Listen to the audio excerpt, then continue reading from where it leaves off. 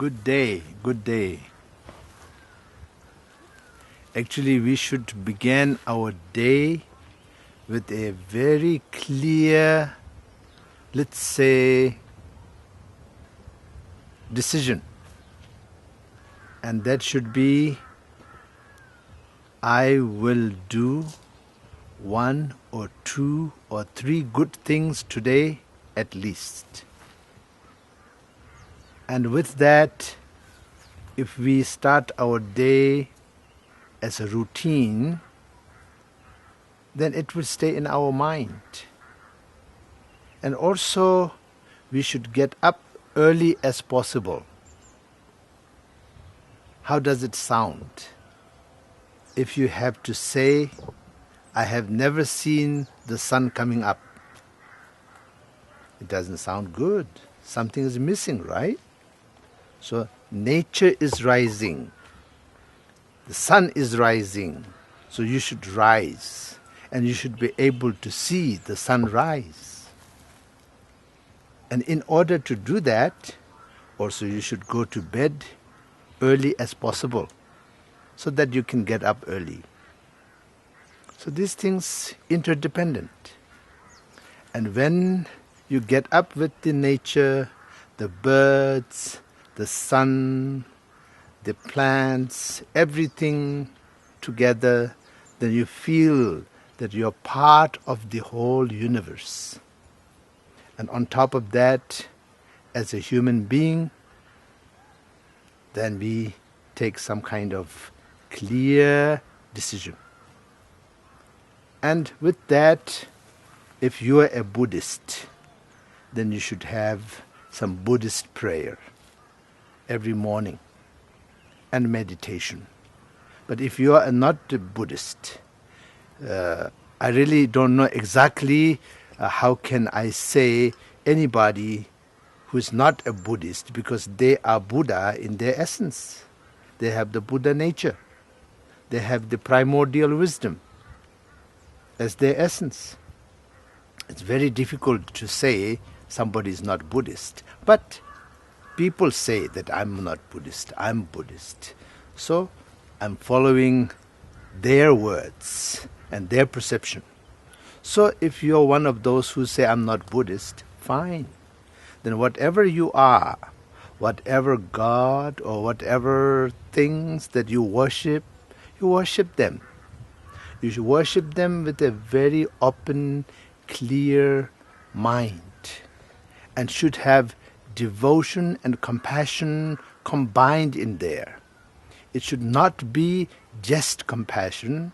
It should not be just devotion. It should be combination of both of them. Then you are in the kind of balanced, let's say, practice.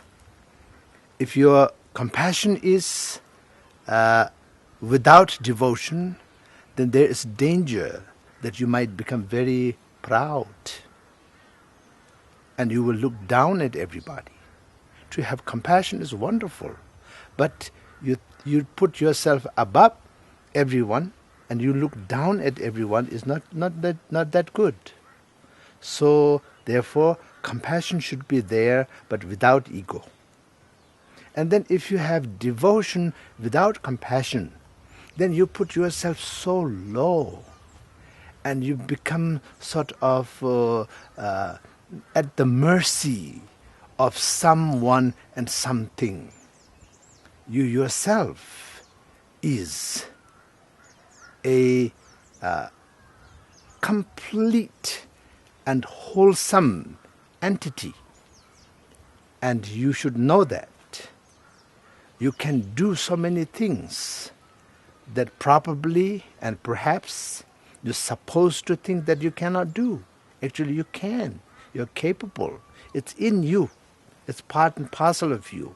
So that way, the devotion should be there, but devotion should not be without compassion. Only devotion with no compassion, there is danger for it to become some sort of dependent, and you become dependent, and you become inferior, and you feel sort of at the mercy, that is not correct. So when your compassion and devotion is balanced, then you don't feel that way. You feel compassion at everybody. The other to whom you have the compassion doesn't have to be necessarily sick and poor and all of that. They can be rich and healthy and educated. You can still have compassion to them. Of course, you have compassion to the poor. You have compassion to the disadvantaged. That is there. But then it will become broader. And also devotion. The devotion to the God, if you are not Buddhist. If you are Buddhist, devotion to the... Also we call Buddha sometimes God. You know, in Tibetan we say, Hla Shakcha Thupa. That means, Hla means God. But most of the time we don't use the word God for Buddha. We use the Buddha, the enlightened one. So that way your devotion become much more healthier. And you have devotion to the Buddha. Why? Because you have the Buddha essence, primordial wisdom as your essence. And you can become Buddha. And he, the Prince Darth, became Buddha 2,500 years before you become the Buddha. You're right now, perhaps not yet Buddha, but you can become Buddha.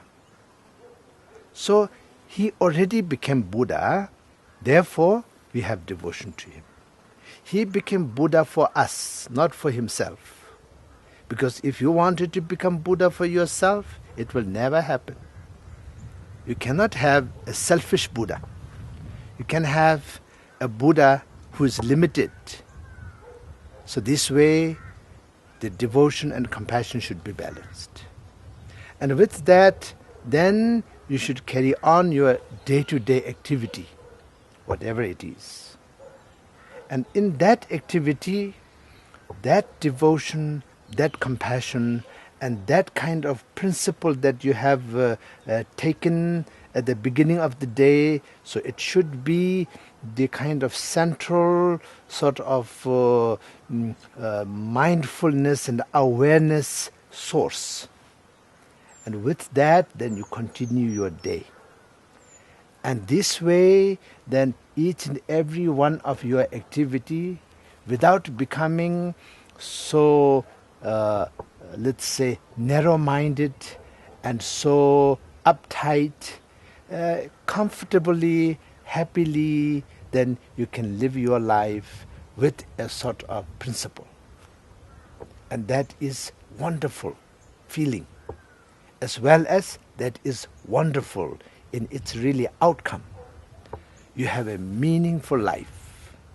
Many people ask me, what is the meaning of life? I say, meaning of life is to be free. Free from what? Of course, free from suffering, but then the source of the suffering. The source of the suffering is what? Naturally, that is the self. Ego, selfishness, greed, hatred, jealousy, all of that comes from this. So how to take care of that?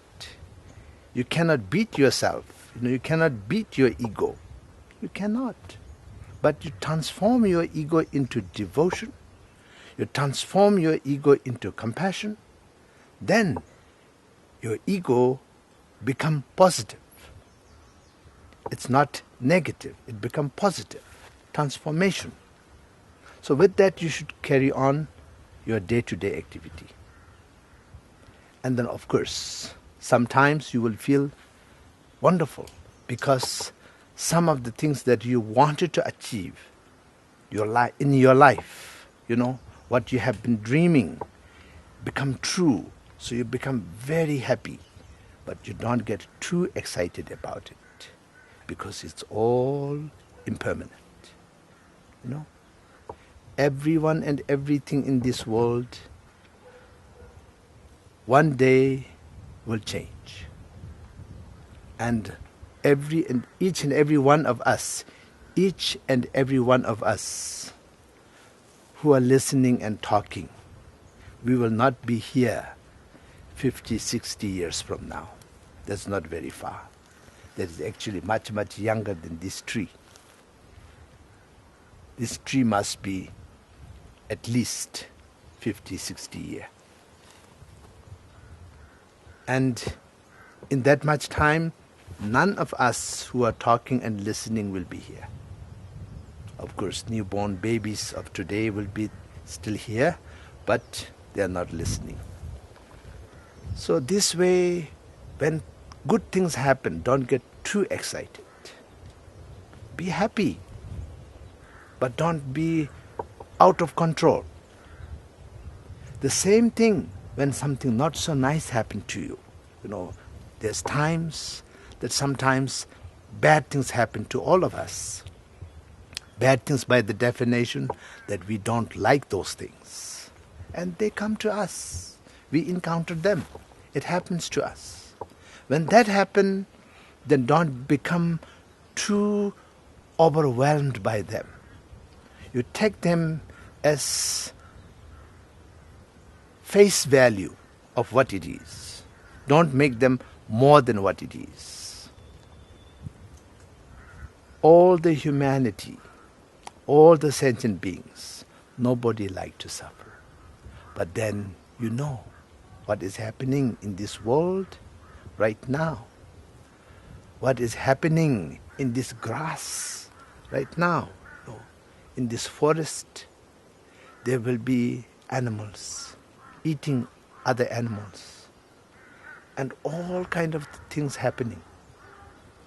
And what happens to us in this life, the bad things are not as bad as those things that are happening right now, just in this tree right now, to some sentient beings. So that way you don't lose perspective.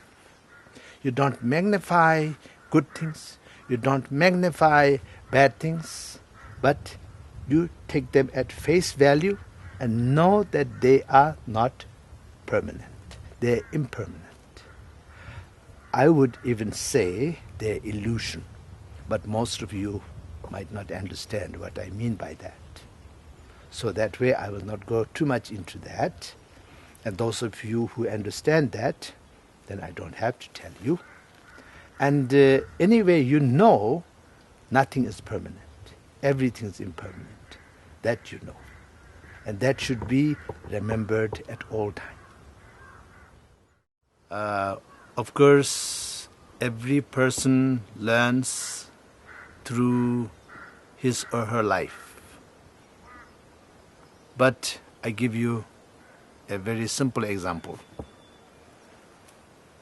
Nature is a very good teacher for us.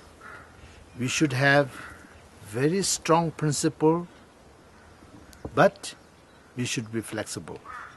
Otherwise, we will have lots of problems in life. I give you an example. This is flexible. It can bend, but after that, it will stand up and nothing happened to it. So it's flexible, but it also have its own principle and it upholds it. But then another time you can have lots of principle, lots of things in your head, but then you're not flexible. Then what happens is like this. And it's very strong, but once it is broken, it ends up down there. So this way, we should be flexible, but with very strong principle. And we should not be stiff and selfish and uptight. Then it makes our life difficult. It makes everybody's life difficult. But if we have no principle, then we will be like a driftwood. Every situation will affect us. But just like the flexibility of young branch, it is flexible and it also can stand up with its own principle. I think this is very simple but very important in life. I see so many people unhappy, and sometimes even very big things such as a war, famine, all these things caused by such a small thing. But when there is this flexibility, then this will not happen. Everything's okay. But you have your own principle. And nothing will affect your principle. Nothing should affect your principle.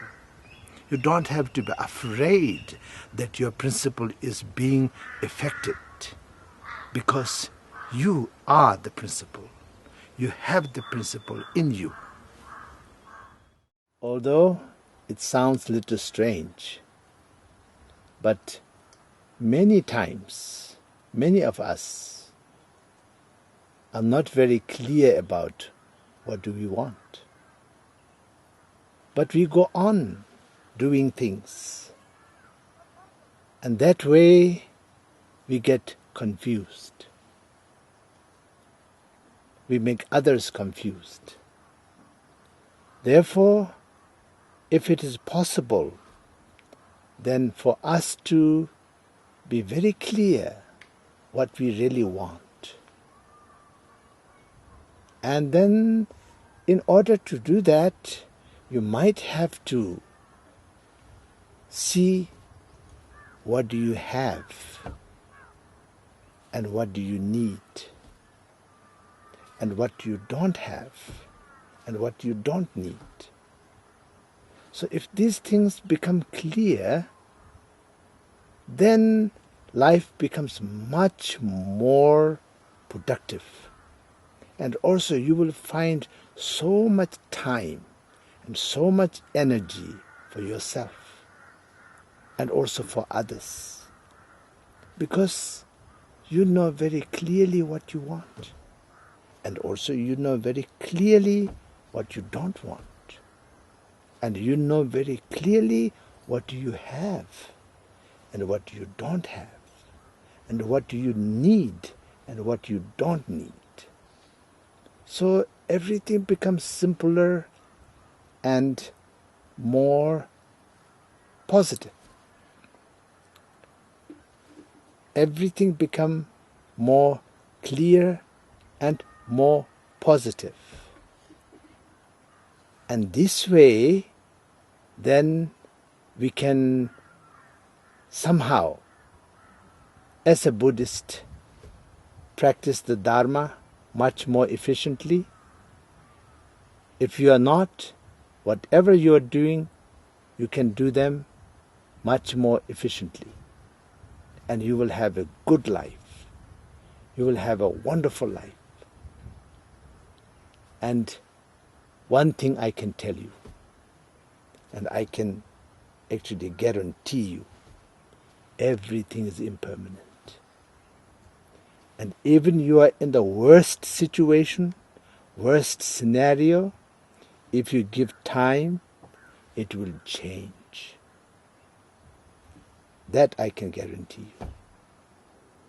So it is matter of being a victim or being the master of the situation. It is in your hand. Now,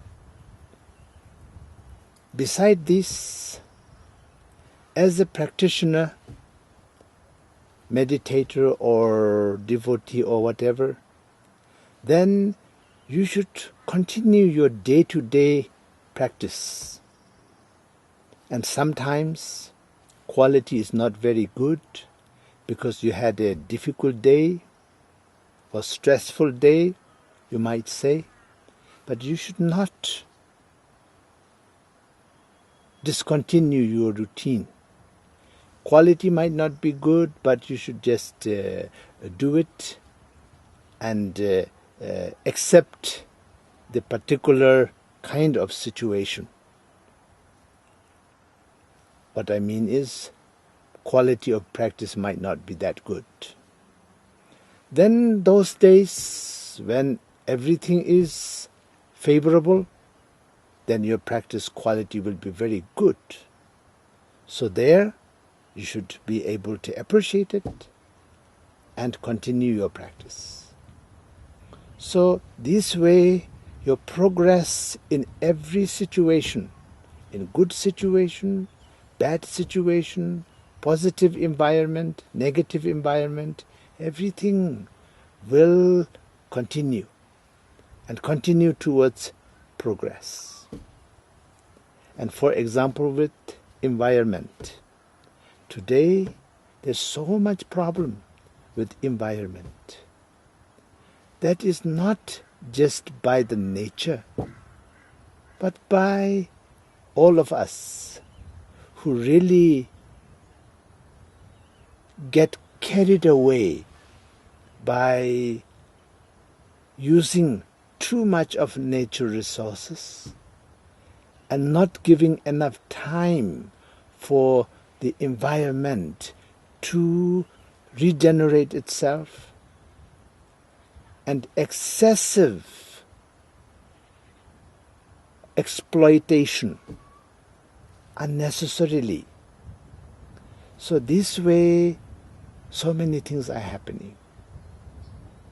And I, because all of you asking me to